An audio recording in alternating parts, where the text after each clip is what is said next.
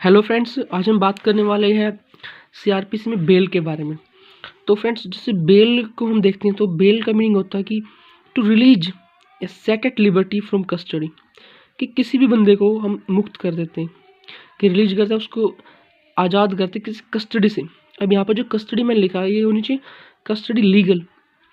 अगर आपकी custody legal है तब भी आप सीआरपीसी में बेल क्लेम कर सकते हो। अगर बेल का हमें जनरल मीनिंग देखें, जो डिक्शनरी मीनिंग है, तो वो होता है डिलीवर करना, टू डिलीवर समथिंग। तो यहाँ से हम ये कंस्ट्रक्ट कर सकते हैं, जैसे सीआरपीसी के प्रोविजन है कि भाई किसी को डिलीवर करना, किसी पर्सन को, टू इट्स शॉर्टेज, कि उसकी शॉर्टेज को हम उस बंदे को डिलीवर कर रहे हैं। अब जैसे ही बेल को हम देखते हैं तो बेल की जो सीआरपीसी में टाइप्स है वो बेसिकली 3 टाइप की है बेल। ये कहीं पर भी इनका न्यूमेरिक सेक्शन नहीं है, बट जो प्रोविजन है उनसे हम देखते हैं कि जो बेल 3 तरीके से है सीआरपीसी में। सबसे पहले आती है रेगुलर बेल। इस बेल को हम रेगुलर बेल का इसलिए कहते हैं कि ये पोस्ट अरेस्ट होती है, कि जब कोई बंदा अरेस्ट हो जाता है तो इसके लिए कुछ सेक्शन बता रखे कि अरेस्टेड पर्सन कैसे बेल क्लेम कर सकता है। ये फर्स्ट टाइप है बेल का, जिसको हम रेगुलर बेल या पोस्ट अरेस्ट, यानी अरेस्ट होने के बाद ये बेल आप क्लेम कर सकते हो। इसके बाद है इंटरिम बेल। लेकिन इंटरिम बिल्स को पढ़ने से पहले हम एक बार देख लेते हैं एंटिसिपेटरी बेल ये क्या होती है। एंटिसिपेटरी बेल ये होती है कि इसको हम अगर जनरल लैंग्वेज में देखें तो कहते हैं कि प्री अरेस्ट, ये अरेस्ट होने से पहले जो आप बेल क्लेम करते हो, कि आपको ये लग रहा है कि मैं किसी भी फॉल्स एलिगेशन में या किसी ऐसे चार्जेस में अरेस्ट हो सकता हूँ, और आपको उसका सस्पिशियस हो चुका है, आपको इतना शक हो चुका है कि मैं अरेस्ट हो सकता हूँ, तो आप एंटिसिपेटरी बेल क्लेम कर सकते हो कोर्ट से। तो ये जो बेल है एंटिसिपेटरी, ये हमेशा प्री अरेस्ट मिलती है, यानी अरेस्ट होने से पहले आपको मिल जाती है। और जो रेगुलर बेल है वो हमेशा आपको अरेस्ट होने के बाद ही मिलती है। अब इसके बाद जो हमने सेकंड देखा था इंटरिम बेल। इंटरिम बेल जो होती है वो आपकी हमेशा जब आपको मिलती है, तो जब आप अप्लाई करते हो बेल के लिए, तो एक टाइम पीरियड होता है कि आपको इस डे आपकी हियरिंग स्टार्ट होंगी, आपकी बेल को यानी एडमिट कर लिया है, लेकिन आपकी जो हियरिंग है वो इस दिन स्टार्ट होंगी। तो उस टाइम पीरियड के लिए जो आपको बीच में बेल दी जाती है उसको हम कहते हैं इंटरिम बेल, कि आपकी एंटिसिपेटरी बेल हो या फिर रेगुलर बेल हो। रेगुलर बेल में तो मोस्टली आप होता है कि आप कस्टडी में ही होते हो, लेकिन एंटिसिपेटरी बेल के केस में हम देखें तो आपकी एंटिसिपेटरी बेल को ग्रांट करने से पहले आपको एक बेल दी जाती है कि भाई तब तक के लिए बेल आपके लिए जब तक आपका केस कोर्ट में उसकी हियरिंग स्टार्ट नहीं होती। तो वो जो बेल आपको मिलती है वो मिलती है एंटिसिपेटरी इंटरिम बेल मिलती है आपको।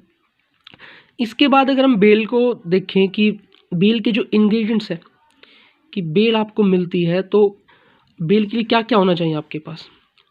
सबसे फर्स्ट थिंग है जो बेल के लिए आप कहीं जाते हो, बेल क्लेम करते हो, बेल के लिए अप्लाई करते हो, तो सबसे पहले आपको देयर मस्ट बीन एक्यूज्ड, कि एक्यूज्ड होगा बेल उसी को मिलती है हमेशा। बट जो एक्यूज्ड होना है वो एब्सोल्यूट नहीं है कि बेल हमेशा एक्यूज्ड को ही मिलेंगी। अगर इसके एक्सेप्शन को देखें हम, जैसे एंटिसिपेटरी बेल में हम देखते हैं कि आपको सिर्फ आप पे कोई चार्ज लगा नहीं है, लेकिन आपको लग रहा कि ऐसे चार्जेस मुझ पे हो सकते हैं, तो वहाँ पर आप एक्यूज नहीं होते। तो ये एक्सेप्शन है सेक्शन 438 जिसमें एंटिसिपेटरी बेल दी गई है। तो एक्यूज्ड होना जरूरी नहीं है, लेकिन और कोई एंटिसिपेटरी बेल के अलावा कोई आप बेल ले रहे हो तो वहाँ पर एक्यूज होना जरूरी है। इसके बाद आती है श्योरिटी, कि श्योरिटी, क्या बेल लेते वक्त श्योरिटी होना जरूरी है। तो ये भी एब्सोल्यूट नहीं है, क्योंकि श्योरिटी कुछ ऑफेंसेस में बेल आपको, या कुछ प्रोविजन है जो सीआरपीसी में, वहाँ पर बेल आपको बिना श्योरिटी के भी मिल जाती है। तो ये भी एब्सोल्यूट नहीं है कि श्योरिटी आपके पास होना चाहिए एक या उससे ज़्यादा, या बिना श्योरिटी के भी आपको बेल मिल जाती है। इसके बाद आता है बेल बॉन्ड, जो कि ये बेल बॉन्ड है ये एक मैंडेटरी है। अगर आप कोई भी बेल, चाहे वो डिफ़ॉल्ट बेल हो या जो 3 टाइप्स की हमने बेल स्टडी की यहाँ पे, ये बेल्स है, ये भी आप अगर अप्लाई कर रहे हो और आपको ग्रांट हो रही है किसी ऑफिस ऑफ द कोर्ट या फिर office of A police station, वहाँ से भी आपको ये बेल ग्रांट हो रही है, तो बेल बॉन्ड आपको मैंडेटरी है, ये आपको फिल करना ही होगा। तो ये आज हमने देखा कि इस वीडियो में कि भी बेल क्या है, उसकी टाइप क्या क्या है और बेल के इंग्रेडिएंट्स क्या क्या है। नेक्स्ट वीडियोस में हम देखेंगे कि जो सीआरपीसी के सेक्शंस है वो क्या कहते हैं बेल के बारे में, और बेल आप कहाँ क्लेम कर सकते हो, और क्या आप जुडिक्शन से बाहर जाकर बेल क्लेम कर सकते हो, तो वहाँ आपके पास क्या राइट है बेल देने के, कोर्ट के पास क्या राइट है, पावर्स है, और आपके राइट क्या क्या है बेल के रिगार्डिंग।